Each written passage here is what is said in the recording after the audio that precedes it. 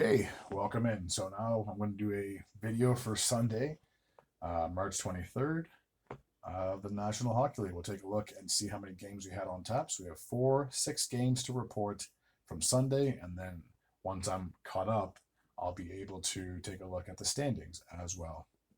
So the Chicago Blackhawks played host to the Philadelphia Flyers. Both these teams are like bottom feeders of their respective conferences. I'm pretty sure the Flyers have like the second worst record in the East, and the Blackhawks have the second worst record in the West. So kind of fitting how they're both playing each other. Jamie Drysdale would open up the scoring for the Flyers, getting his 6th goal of the season from Michkov and Sean Couturier, 3:59 of the first. Patrick Maroon, who recently announced that this is going to be his final NHL season. So kind of nice that he didn't want to leave Chicago and go to another contender. He just wants to kind of ride it out. So good for him. So he would tie the game up at 1, getting his 5th goal of the season from Foligno and Mikheyev, 7:14 of the first. Joe Veleno would give the Blackhawks a 2-1 lead, getting his 6th goal of the season from Bertuzzi and Kurashev, 8:01 of the first period. Travis Sanheim would tie the game up at 2, getting his 7th goal of the season from Konechny and Michkov, 8:13 of the first. Bobby Brink would give the Flyers a 3-2 lead, 11:59 of the first, getting his 11th goal of the season from Cates and Forster. Connor Bedard would tie the game up at 3 with 1 minute and 48 seconds to go, getting his 20th goal of the season unassisted. Tyler Bertuzzi would give the Blackhawks a 4-3 lead, getting his 19th goal of the season from Kurashev and Molino, 2:37 of the second period. Ryan Donato would get a power play goal, his 24th of the season from Teravainen and Connor Bedard, 6:43 of the second period. Travis Konechny would score, cutting the lead to 5-4, getting his 24th goal of the year from Drysdale and Sean Couturier, 10:14 of the second period. So 9 goals in the first half of the game. What a wild one this one truly was. Ryan Donato would get his 2nd goal of the game, his on the power play again from Teravainen and Tyler Bertuzzi, 13:27 of the second period. Lucas Reichel would score early in the 3rd, getting his 7th of the year from Pat Maroon and Vlasic, 2 minutes and 13 seconds to be exact. So 7-4 would be the final score in favor of the Blackhawks. All right, now we have the Winnipeg Jets, the best in the West, taking on the worst in the East, JJ and the Buffalo Sabres. JJ Peterka would kick things off for the Sabres in the first, getting his 22nd goal of the year from Bernard Docker and Ryan McLeod, 9 minutes and 15 seconds of the opening frame. Nito Niederreiter would tie the game up early in the second, getting his 15th goal of the year from Perfetti and Namestnikov, 2:05 of the second. Rasmus Dahlin would score late in the second with 1 minute and 14 seconds to be exact, getting his 13th goal of the year from Bernard Docker and Ryan McLeod. Tyson Kozak would increase Buffalo's lead in the 3rd period to 3-1, getting his 2nd goal of the season on the power play from Samuelson, 7 minutes and 13 seconds of the 3rd. Not too long after that, roughly 20 or so, some odd seconds after, Colin Miller would cut the lead to 3-2, getting his 3rd goal of the year from Mark Scheifele and Logan Stanley. Despite the fact Winnipeg was on the power play, they would give up a shorthanded goal to Alex Tuch, his 27th goal of the season from Ryan McLeod, who I'm pretty sure had 3 assists in this game, and Connor Clifton, 13:21 of the second period. Nick Ehlers would cut the lead to 4-3, getting his 23rd goal of the year from Logan Stanley and Dylan DeMello, that is, 16:32 of the 3rd. Winnipeg was down by a goal with under a minute to go. Ryan McLeod figured, hey, I got 3 assists, I might as well get a goal too. He would get his 17th of the season with 47 seconds remaining in the game. So the Sabres would go into Winnipeg and upset them 5-3. All right, the next one took place between the Florida Panthers and the Pittsburgh Penguins. After the Panthers got embarrassed, well, not embarrassed, but they gave up 6 goals the previous game to Washington, they definitely had a vendetta and wanted to get a W in their 2nd game of their back-to-back. So Sam Reinhart would kick things off for the Florida Panthers in the first, getting his 34th goal of the season assisted by Forsling, 11:25 of the first. Brian Rust would score, tying the game up at 1, getting his 24th goal of the season on the power play from Erik Karlsson and Sidney Crosby, 14:26 of the first. Rust would score again with just 35 seconds to go in the first, getting his second goal of the game, his 25th of the season from Sidney Crosby and Rickard Rakell. Evgeny Malkin would give the Pittsburgh Penguins a 3-1 lead in the second period, 6 minutes and 51 seconds to be exact, getting his 15th goal of the season on the power play from Rust and Grizzlchick. Sam Reinhart would cut the lead to 3-2, getting his 35th goal of the season on the power play from Barkov and Sergei Bobrovsky, who, a goaltender, got his first assist of the season, 9:25 of the second period. Anton Lundell would score with 5.5 to go in the third, tying the game up 3, getting his 16th goal of the season from Luosterainen and Nate Schmidt.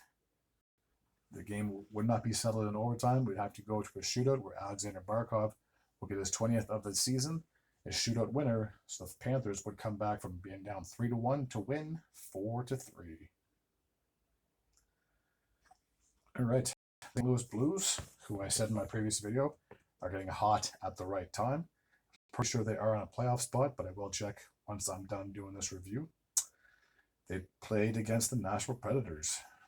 Jordan Kyrou would get his 30th goal of the season from Robert Thomas and Jake Neighbors, 12:13 of the first. Alexander Texier would get his 5th goal of the year on the power play from Robert Thomas and Zach Bolduc, and that goal happened with just over 3 minutes to go in the first, so the Blues had a 2-0 lead heading into the second. Philip Forsberg would cut the lead to 2-1 on the power play, his 28th of the season from Blankenberg and Steven Stamkos, 1 minute and 4 seconds of the second. Justin Falk would increase the lead to 3-1, 10.5 minutes into the third, getting his 4th of the season from Jake Neighbors and Robert Thomas. Nashville was down 3-1. They pulled their goalie, and with 38 seconds to go in the game, Braden Shen, the captain, would get his 17th of the season from Dylan Holloway and Justin Falk, putting this game away 4-1 in favor of the Blues. All right, the Vegas Golden Knights played host to the Tampa Bay Lightning. So Vegas has the best record, I believe, in the Pacific Division, and the Tampa Bay Lightning are in a top 3 spot for the first time in 3 seasons. I'm pretty sure the last time, in 2 seasons, because last year they were in a wild card spot. In 2023, they finished 3rd in the Atlantic, and now I'm pretty sure they're 3rd as well. But again, just like I said with all of my review, once I'm done, I will double check. So Nick Waugh would kick things off for the Vegas Golden Knights in the first, getting a power play goal, his 11th of the season from William Karlsson and Alex Pietrangelo, 11:02 of the first. Thomas Hertl would increase the lead to 2-0, getting his 31st goal of the season, assisted by Riley Smith, 13:33 of the first. Jack Eichel would increase the lead to 3-0 with 47 seconds to go in the first, getting his 23rd goal of the year, assisted by Zach Whitecloud. Nick Paul would cut the lead to 3-1 with 2 minutes and 22 seconds to go in the second, getting his 21st of the season from Goncalves and Radish. Nicholas Hague would increase the lead to 4-1, getting his 5th of the season from Pietrangelo and Brett Howden, and that goal happened with 2 minutes and 42 seconds to go in the third, an empty net goal at that. The Lightning would have a late power play. Nikita Kucherov would strike with 5 seconds to go, cutting the lead to 4-2, getting his 30th goal of the season from Victor Hedman and Brandon Hagel. But because there was just 5 seconds left, it was a kind of a meaningless goal. They knew they were going to lose at that point in time. All right, now we're off to Anaheim, as we have the Ducks playing host to the Carolina Carolina Hurricanes. I clearly got football on my mind. All right, so Mark Jankowski would open up the scoring for the Hurricanes in the second, and they got destroyed by the Kings the day before, so they definitely wanted to come back and get a win over one of the California teams on their current road trip. So Mark Jankowski would kick things off for the Hurricanes in the first, assisted by Yost and Burns, 7:59 of the second, not the first. And for Jankowski, that'll be his 10th goal of the season. Alex Killorn would tie the game up at 1 with just under 6 minutes to go, getting his 17th of the year from Lacombe, tying the game up at 1, as I just previously said. Jordan Martinic would break the tie, staying in the second period with 5 minutes and 23 seconds to go. For Martinic, that'd be his 13th goal of the season from Shane Gothisberg and Logan Stankoven. That's a pretty cool name, Logan Stankoven. All right. Taylor Hall would increase the lead to 3-1, getting a power play goal from Blake and Seth Jarvis, 2:32 of the third period. Travis Zegras would cut the lead to 3-2 with 2 minutes and 23 seconds to go, getting his 9th of the year from Trouba and Zellweger. Hall would score, getting his second goal of the game, assisted by Kotkaniemi and Roslovic, and that goal happened with 2 minutes and 47 seconds remaining in the game. And then Anaheim pulled their goalie, and Taylor Hall got his first hat trick with the Carolina Hurricanes, his 15th of the season from Roslovic, and that goal happened with 1 minute and 58 seconds to go in the third. So the Hurricanes had a big bounce back game, winning 5-2. And speaking of the Kings, look at this. Pretty sure they put up 7 goals against the Hurricanes, and they put up 7 goals against the Bruins. I told you, this team's getting hot at the right time. Elias Lindholm would open up the scoring for the Boston Bruins, just 19 seconds of the first, getting his 13th of the year, assisted by Koepke. Anze Kopitar would tie the game up at 1, getting his 18th goal of the year from Kempe and Clark, 2:43 of the first, tying the game up at 1. Warren Foegele would break the tie with 29 seconds to go in the first, getting his 20th goal of the year from Philippe Deneau and Trevor Lewis. Morgan Geekie would tie the game up at 2, getting his 25th goal of the year from Pavel Zacha, 2:07 of the second period. Drew Doughty would give the Kings their second lead of the night, his 3rd goal of the season from Mikey Anderson and Quinton Byfield, 8:47 of the second period. Andrei Kuzmenko would increase the lead to 4-2, getting his 8th goal of the year from Kempe and Spence. That goal happened with 2 minutes and 22 seconds remaining in the second period. Quinton Byfield would increase the lead to 5-2, getting his 19th goal of the year from Kevin Fiala and Alex Lafleur. 4:05 of the third. Tanner Jeannot would increase the lead to 6-2, getting his 7th goal of the year from Clark and Edmondson. 9 minutes and 20 seconds of the third period, increasing the lead to 6-2. And Samuel Hellenius would increase the lead to 7-2, getting his 2nd goal of the season from Edmondson and Jeannot. And that goal happened with 3 minutes and 57 seconds to go in the third. I'm always trying to think of like the reverse clock. So yeah, the Kings, holy cow, they're getting hot. Now we can take a look at the standings and the wild card position. So a lot of teams have played roughly 70 games. So a lot of teams probably have 10 games remaining, 11 games remaining, somewhere around that mark. So the Florida Panthers, I'm pretty sure you can see games played, wins, losses, overtime losses, and points all on the same screen. This is fantastic. So the Florida Panthers are holding on to that first place spot in the Atlantic with a record of 43-25-3, 89 points. The Toronto Maple Leafs are just 2 points behind them with a record of 42-25-3. They have 87 points. The Tampa Bay Lightning, who I did mention in this video, are still in the top 3 and likely going to finish in the top 3 of that division with a record of 40-25-5. They have 85 points. So just 4 points are separating 3rd place and 1st.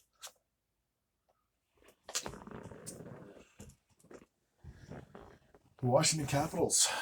Pretty sure I talked about this before. They have an X beside their name, which means they are the first team to clinch a playoff spot in this year's postseason. So they have a record of 47-15-8. They have 102 points. This team is no joke.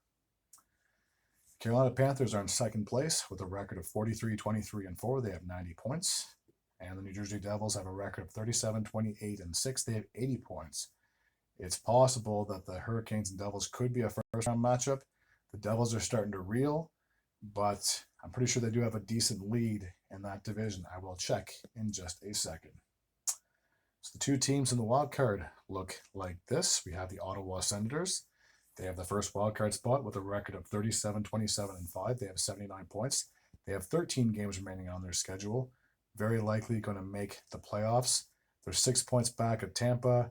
Can they catch them? It's possible, but I feel like it might be too little too late to play catch up. Just be glad he got back into a playoffs position. And my Montreal Canadiens, they're hanging on for dear life. After 69 games played, just like Ottawa, they have 13 games remaining. Their record is 33, 27, and 9. They have 75 points. They only have a 1 point lead over the Rangers, and you're going to see just how crowded it truly is for that last wild card spot. I'd say, even though there's 13 games remaining for a lot of these teams, I'd have to say Detroit, you could say, is still kind of in the mix, but they would need 3 straight wins, and they would need Montreal, New York, the Islanders, and the Blue Jackets all to possibly lose. The Blue Jackets are now 4 points out of the playoff spot, similar to Detroit. They're not totally out of it, but again, is it likely that Columbus is going to win 3 games in a row, and Montreal, the Rangers, and Islanders are all going to lose 3 games in a row? Probably unlikely. So I'd say like the teams vying for that spot are the 2 New York teams and Montreal. Again, no disrespect to Columbus or Detroit, but I think this late in the season, if you got to get 4 or 5 wins in a row just to try to get back into a playoff spot, it's more unlikely than not. That's all I'm trying to say. So anyways, the Rangers record is 34, 31, and 6. They have 74 points. I mentioned they're just 1 point out of a playoff spot. The Islanders are 2 points out of a playoff spot with a record of 39, 28, and 9. They have 13 games remaining on their schedule. They have 73 points. Therefore, only 2 points out of a playoff spot. The Blue Jackets, I said, are 4 points back. Their record is 31, 29, and 9. They have 71 points. The Detroit Red Wings have a record of 32, 31, and 6. They have 70 points. And I will keep scrolling up so I can do the rest of the Eastern Conference. Underneath the Detroit, you have the Boston Bruins. They have a record of 30, 33, and 9. They have 69 points. The Penguins also have 69 points with a record of 29, 32, and 11. The Philadelphia Flyers have a record of 28, 35, and 9. They have 65 points. And the Buffalo Sabres have a record of 28, 35, and 6 at 62 points. Okay, now we'll take a look at the teams from the West. Let's see if I can get them all in the same screen, and I believe I can. You just won't be able to see the division that Winnipeg's in, but it's just the Central Division from the Western Conference. So Winnipeg has a record of 48, 19, and 4. They have 100 points. They're still in first place of that division, and I feel like one more win, and they should be able to put an X beside their name because they only have 11 more games remaining on their schedule, and they're the first team in the West to get to 100 points. Excuse me. The Dallas Stars are 8 points back of first, but they're in second place with a record of 44, 21, and 4. They have 92 points. The Colorado Avalanche have a record of 43, 25, and 3. They have 89 points. That, I think, is likely going to be a first-round matchup between the Stars and the Avalanche, and it's a shame that one of those 2 teams have to go home because they're both going to be very competitive, and that's going to be a hell of a series.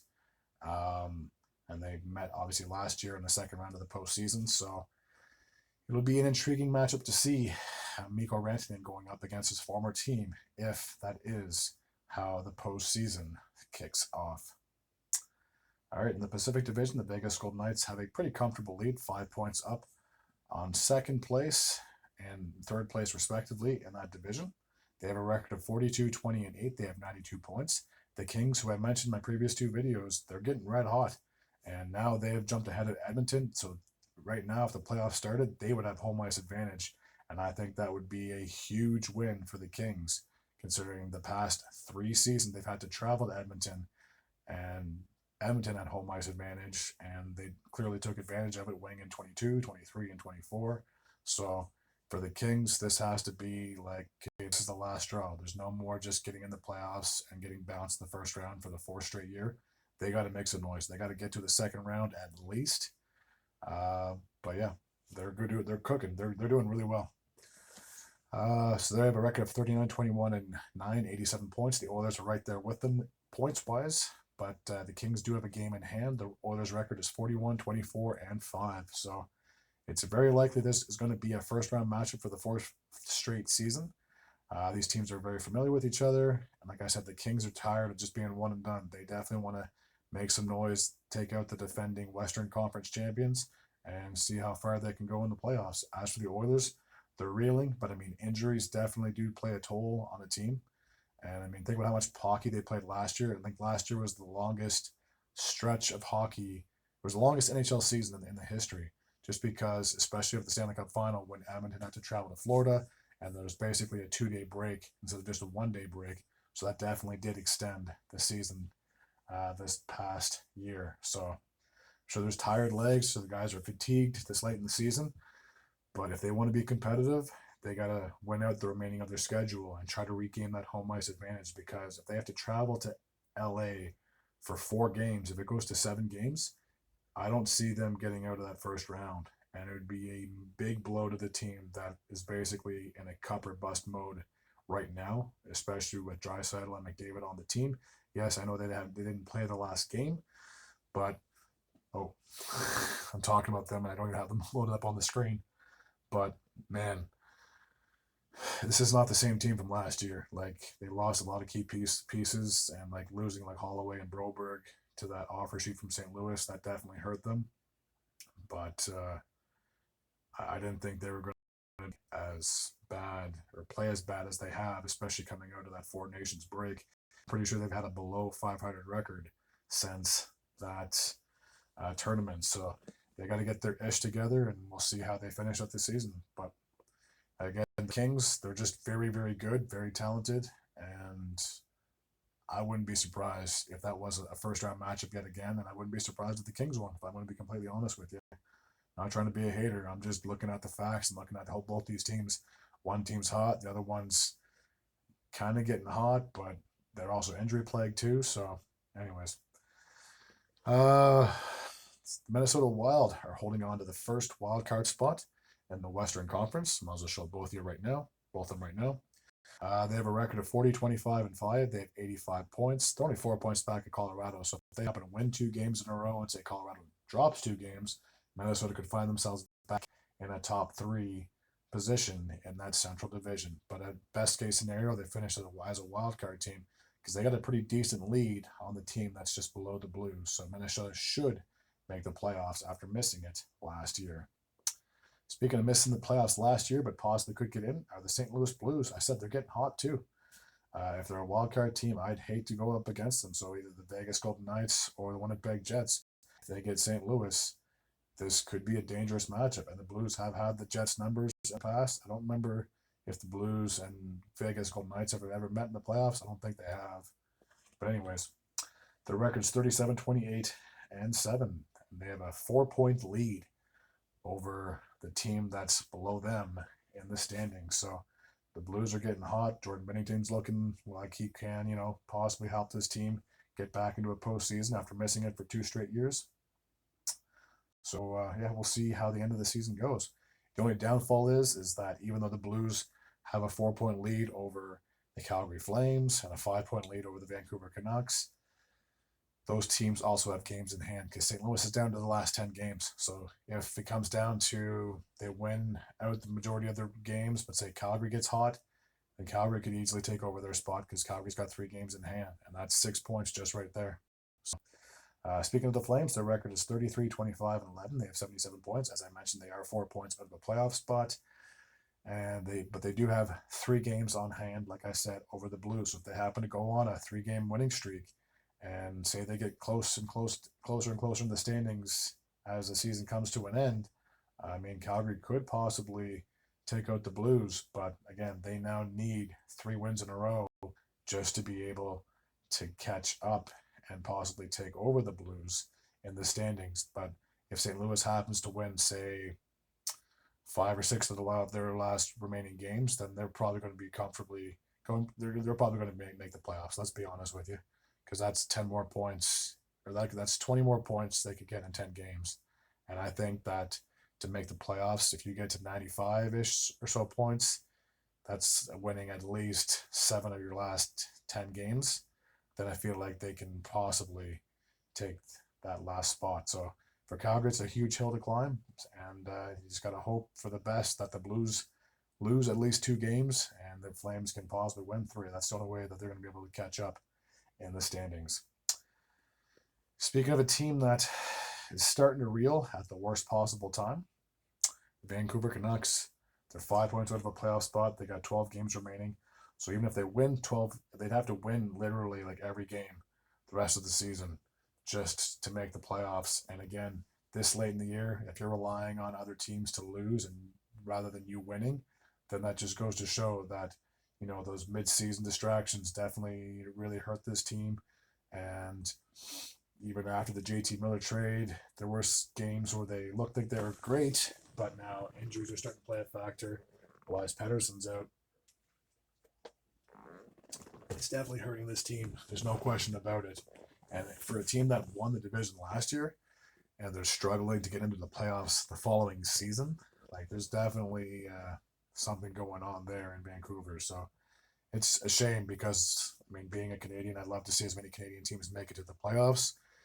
But if I had to be a betting man between the Flames and the Canucks and the Blues, I'd put all my chips on the Blues. They're playing a lot better hockey, if I want to be completely honest with you. So, but at least we still have the Oilers and the Jets and the West. And in the East, all the Canadian teams would be in, which would be fantastic. But anyway, that's besides the point.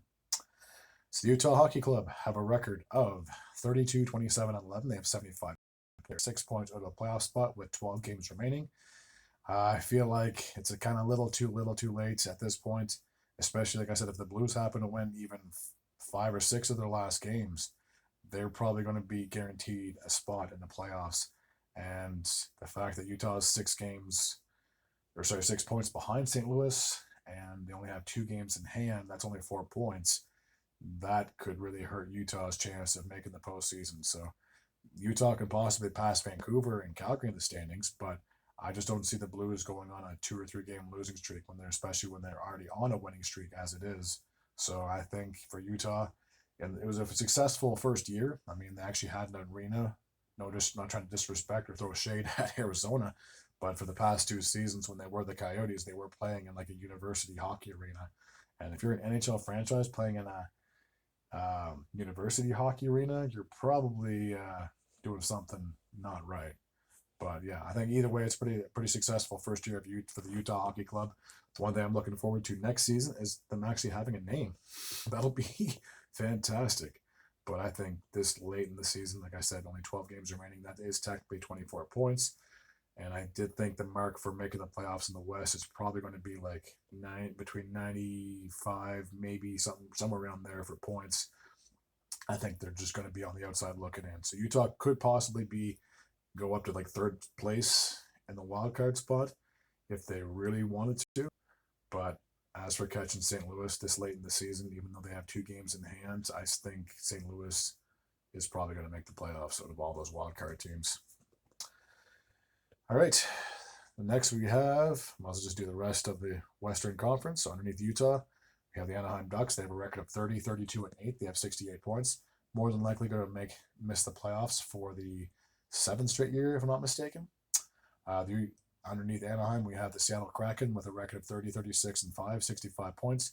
They will more than likely miss the playoffs for the 2nd straight season. So in their 4 years of existence, only 1 playoff appearance, which isn't too bad considering a lot of teams that first come into the league don't make the playoffs in their first 2 seasons. But for Seattle, they've definitely taken a bit of a nosedive since their run in 2023. The Nashville Predators are going to miss the playoffs for the second time in 3 years, I do believe, because I don't think they made it in 2023. They made it last year. They lost in the first round. Had a disaster season for this year. I don't know what the hell went wrong there. Their record's 26, 36, and 8. They only have 60 points in 70 games. They have more games played than points. That's pretty sad. The 2 teams in the West that have officially been eliminated are the Chicago Blackhawks. No surprise there. They have a record of 21, 41, and 9, 51 points. And then the San Jose Sharks have the worst record in the National Hockey League. After 70 games played, they are 19, 42, and 9, 47 points. So they have almost more games played than they do points. But this is a team that is definitely in a rebuild. There's no question about it. And I'm sure one day they will get back to being competitive because there's nothing like playoff hockey in San Jose. All right, that's going to take care of the standings, and I'm all caught up with my hockey scores. Again, I will try to be more up to date when it comes to this kind of stuff. And I don't know about you, but I couldn't be more excited that the playoffs are less than a month away. Going to have some intense battles, to say the least. All right, as always, if you're new to this channel and you like this type of content, feel free to hit the sub button. I'd be very grateful and very appreciative as well. Until next time, and as always, take care.